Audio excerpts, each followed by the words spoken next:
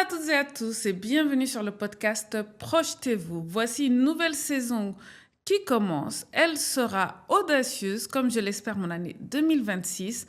En tout cas, si vous êtes manager, directeur, chef de projet, PMO, c'est l'endroit pour vous. Nous allons aborder des thématiques pratiques autour de la gestion de projet et du leadership dans cette nouvelle saison de Projetez-vous. Il y aura, comme d'habitude, un nouvel épisode chaque lundi et des invités qui pourront venir de temps en temps. Je ne vous en dis pas plus. Asseyez-vous confortablement. Soyez prêts peut-être à prendre des notes, mais pour chaque épisode, il y a une fiche qui va être ajoutée et bonne écoute. Bonjour à toutes et à tous et bienvenue dans ce tout premier épisode de la saison qui va être lié à l'audace, être audacieux dans votre gestion de projet en tant que chef de projet, PMO, leader, manager. Dans cet épisode, on va parler, pour pouvoir justement prendre toute l'ampleur de l'audace, de simplification d'abord. On a tendance à compliquer trop les choses, à rendre des projets super complexes et à se perdre dans des outils, des process, des documents de par leur complexité. Pourtant, il faut à un moment s'arrêter et simplifier. Simplifier pour être plus clair, transparent.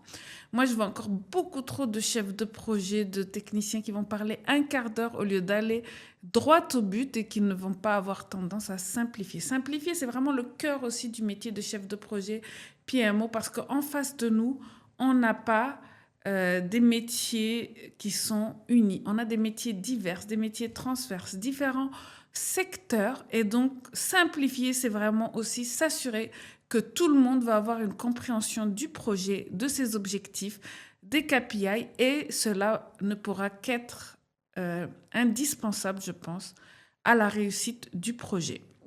En effet, on pense que simplifier, c'est enlever, faire moins bien, perdre en crédibilité. On a envie d'avoir cette posture d'expert qui va ajouter son jargon, qui va complexifier certaines tâches, qui va complexifier certaines explications pour justement avoir cette posture d'expert, de sachant. Et finalement, il va perdre la moitié de son audience. Certains vont même lui faire peut-être une confiance aveugle, sachant que des fois, justement, tout ce blablabla, tout ce chichi, eh bien, en fait, c'est une espèce de culture du vide, puisque derrière, il n'y a rien.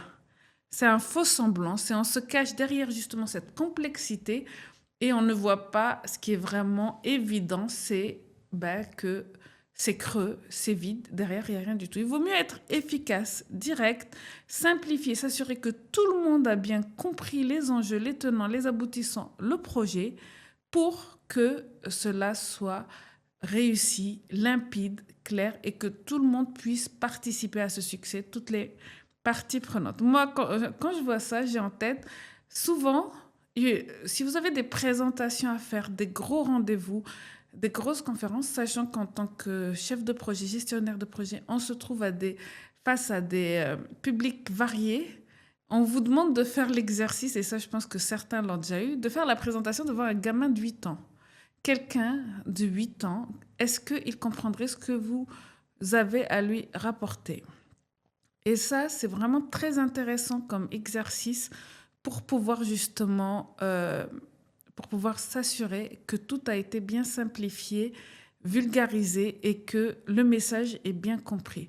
Je vous raconte ça alors que moi-même, dans plusieurs des épisodes, j'ai tendance aussi à aller dans un jargon très poussé en gestion de projet et de parler de processus, méthode, de fait par aussi le fait que j'enseigne la gestion de projet, que je prépare et aide à préparer les futurs certifiés PMP à passer cette certification PMP, donc Project Management Professionnel. Mais des fois, il vaut mieux justement essayer de simplifier, vulgariser. Bien sûr, la simplification, ce n'est pas uniquement une simplification de langage, de vulgarisation. Ce n'est pas effectivement faire des conférences alors qu'on pourrait y arriver en 2-3 phrases. C'est aussi tout un tas d'autres éléments de simplification que nous allons aborder dans cet épisode de podcast et qui va vous permettre aussi d'être plus direct, de mieux apporter la cohésion de l'équipe et de montrer vos vrais résultats plutôt que d'avoir des faux résultats, des faux semblants pour meubler en attendant d'avoir des vrais résultats.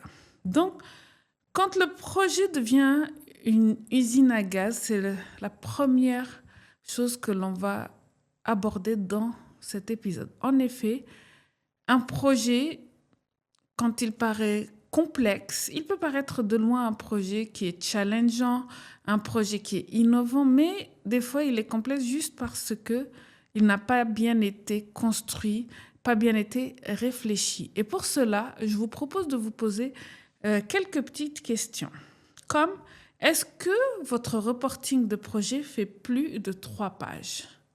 Est-ce que lorsque vous faites un reporting mensuel, soit à votre client, soit à votre direction, à votre manager, est-ce que vous faites plus de 3 pages de reporting? Si oui, c'est que vous n'avez pas assez simplifié, c'est que vous avez envie de tout mettre, tout et n'importe quoi.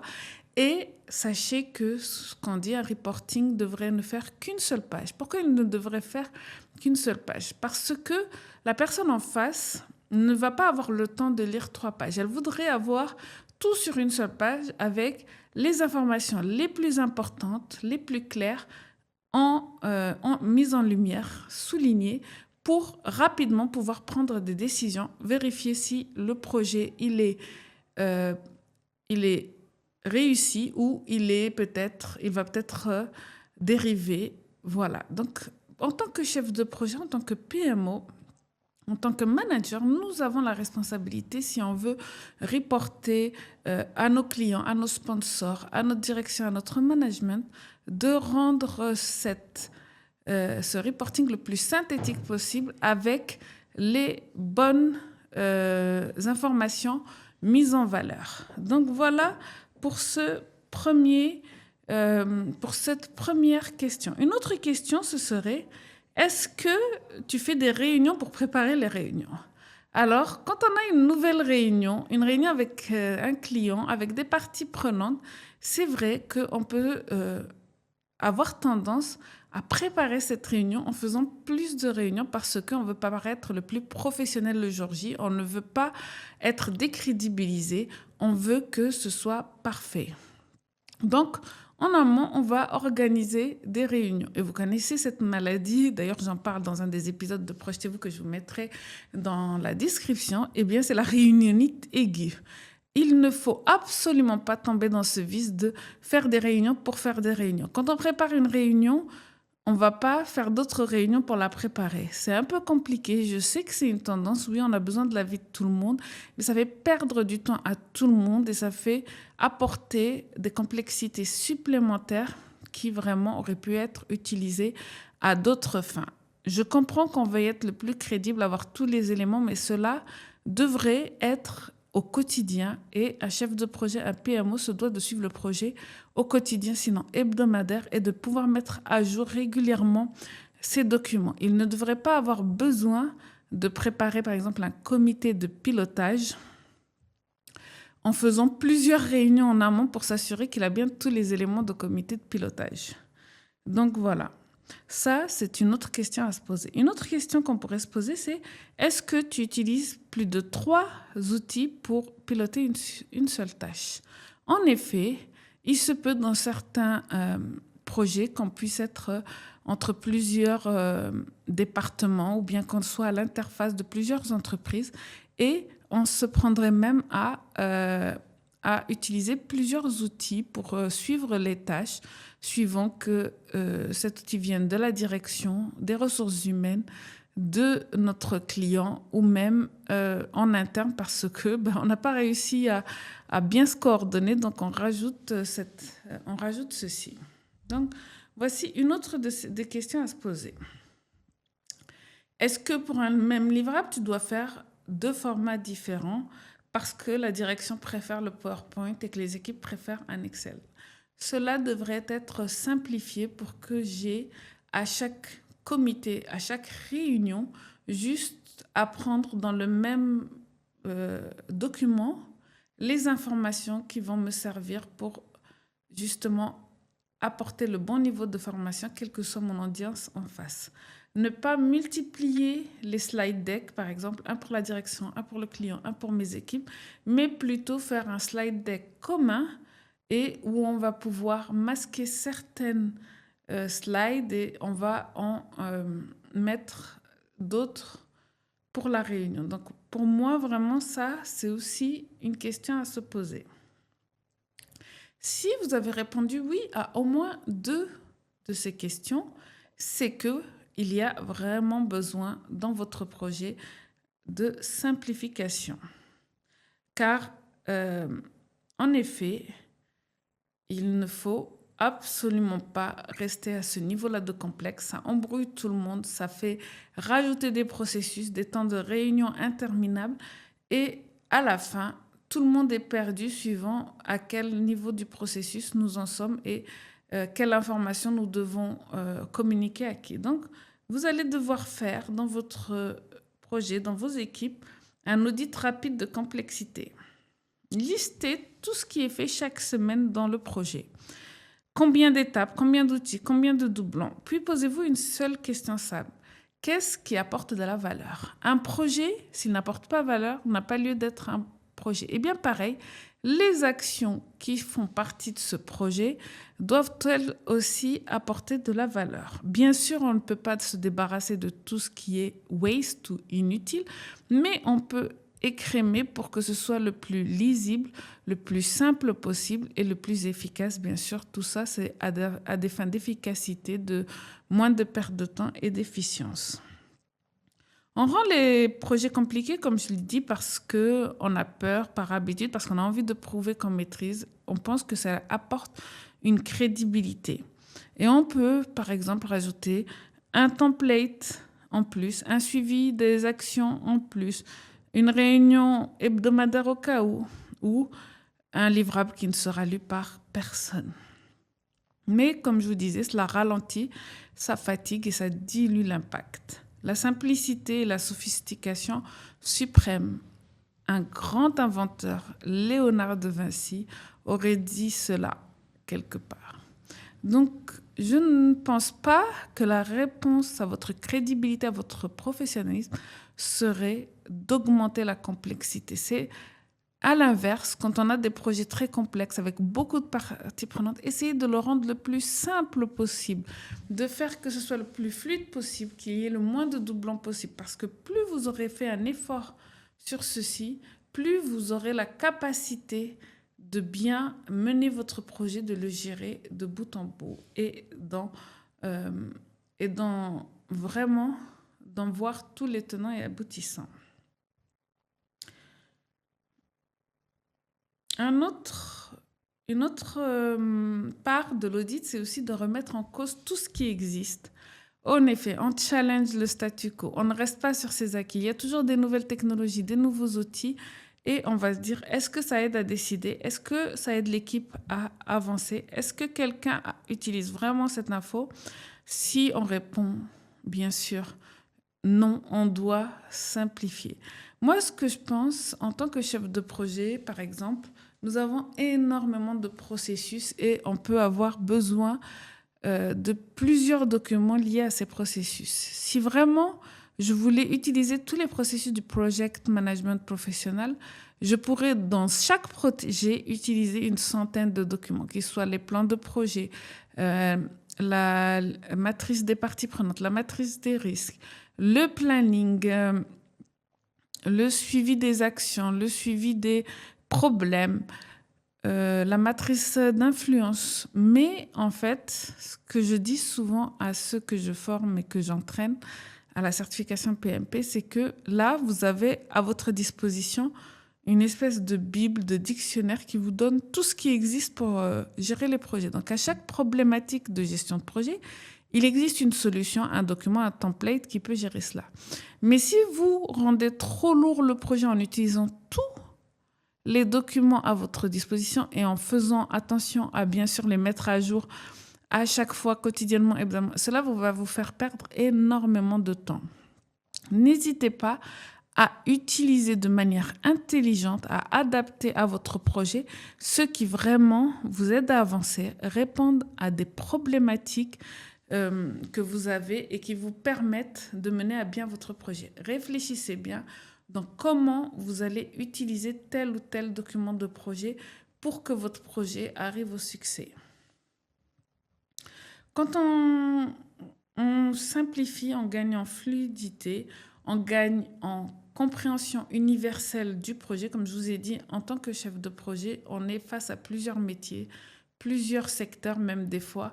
Et donc, on ne parle pas tous le même langage. Et quand on simplifie, on essaye de simplifier aussi le langage, de le vulgariser. Et cela permet une cohésion, un engagement de l'équipe. Les gens vont se démener pour mener le projet au succès puisqu'ils vont comprendre de quoi il s'agit et en simplifiant, ils ne vont pas se dire « Ah, c'est trop compliqué, j'ai besoin de réfléchir. Si je fais ça, qu'est-ce que ça va aussi me rajouter beaucoup de charges de travail ?» J'avais accompagné il y a quelques années un PMO qui avait 3 outils différents pour piloter les équipes. Chaque semaine, il passait 4 heures à les consolider. On est passé à un tableau unique sur un de mes templates. Il était visible de tous. Résultat, 4 heures gagnées et il n'avait plus besoin que d'une demi-heure pour le mettre à jour. Et il avait réussi justement à en exporter les informations importantes pour chaque cible, chaque partie prenante à chaque niveau différent. Faire un ménage de printemps, ça c'est bien. Là, on arrive bientôt au printemps, j'ai hâte. Donc, supprimer les doublons, regrouper les infos clés sur une page max, privilégier le visuel au verbiage. En fait, on ne perdra pas en rigueur, on ne perd pas en crédibilité, en professionnalisme.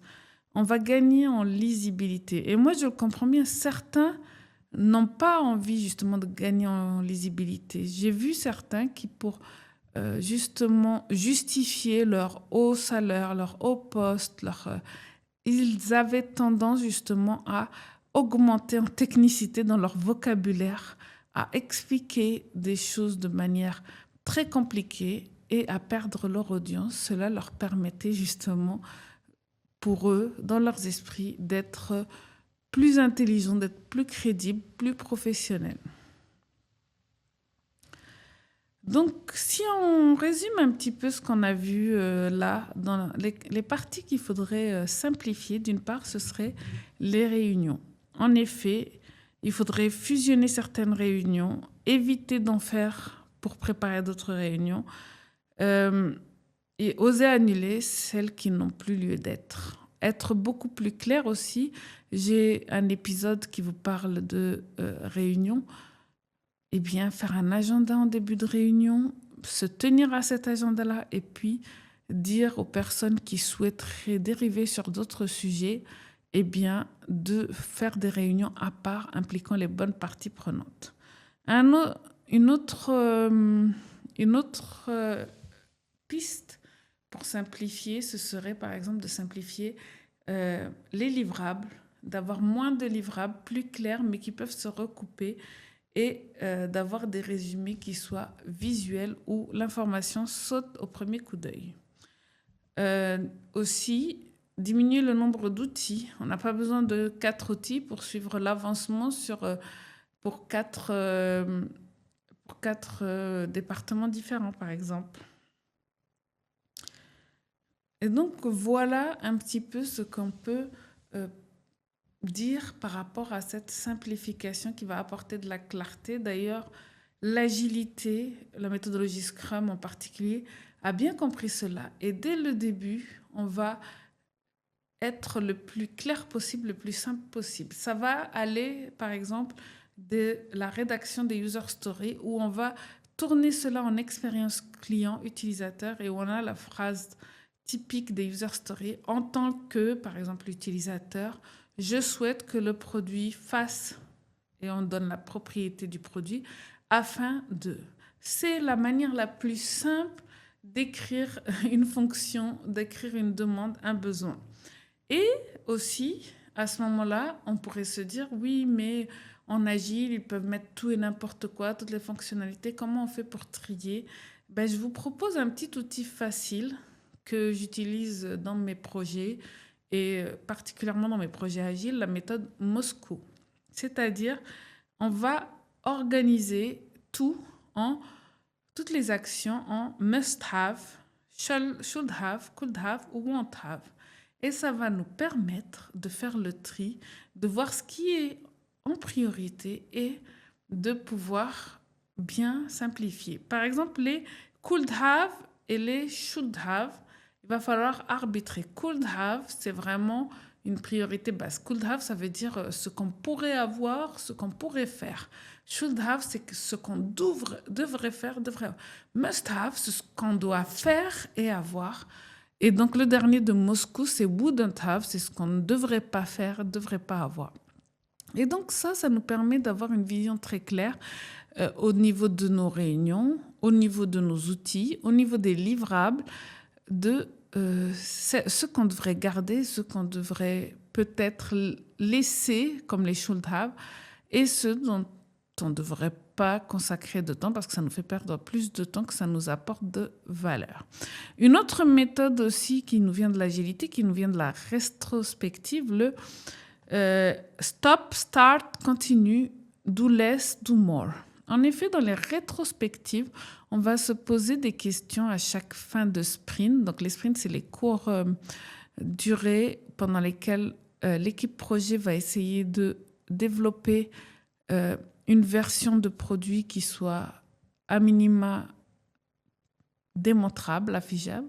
Et donc, à la fin de chacune de ces durées, qui peuvent aller de 1 semaine à 5 semaines, eh bien, elles vont faire une rétrospective où on va se dire qu'est-ce qu'on devrait arrêter de faire, qu'est-ce qu'on devrait continuer à faire, qu'est-ce qu'on devrait commencer à faire, qu'est-ce qu'on devrait faire moins, qu'est-ce qu'on devrait faire plus.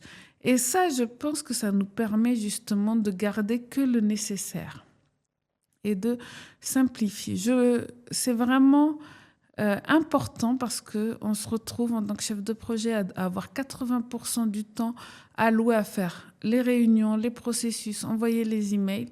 Et des fois, puisqu'on n'a plus que 20% de notre temps pour vraiment faire en sorte que le projet avance, eh bien, on les prend par exemple en dehors des heures de travail, le soir, les week-ends, alors qu'il suffirait de mieux organiser son temps, de simplifier, de clarifier pour rendre moins complexe et aller droit au but. C'est vraiment ce que je veux vous transmettre à travers cet épisode. Et puis, à côté de cet épisode, dans les liens, il va y avoir une fiche outil que vous pourrez utiliser pour justement vous assurer que votre projet n'est pas trop complexe et que vous pouvez un petit peu écrémer certains outils, certaines réunions. Et vous me direz en commentaire, par exemple, ou bien dans un des épisodes, quelles sont les actions que vous avez menées et qui vous a permis vraiment de changer un petit peu le quotidien de vos projets et d'être plus rapide, plus efficace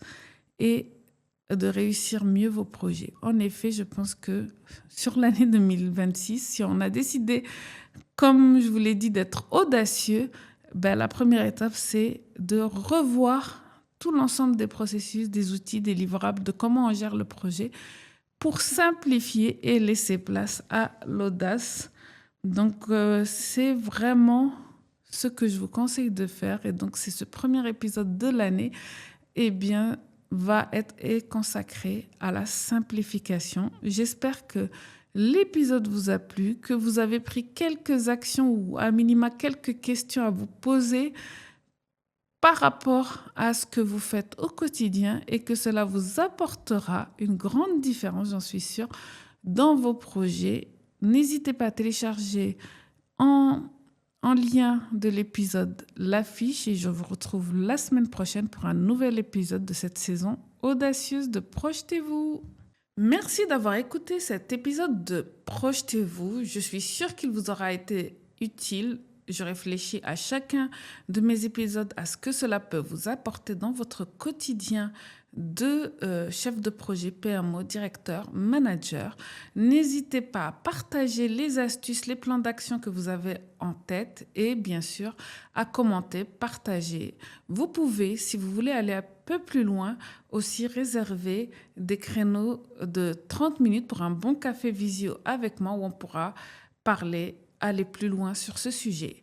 Je vous dis à la semaine prochaine et surtout, projetez-vous avec ces conseils.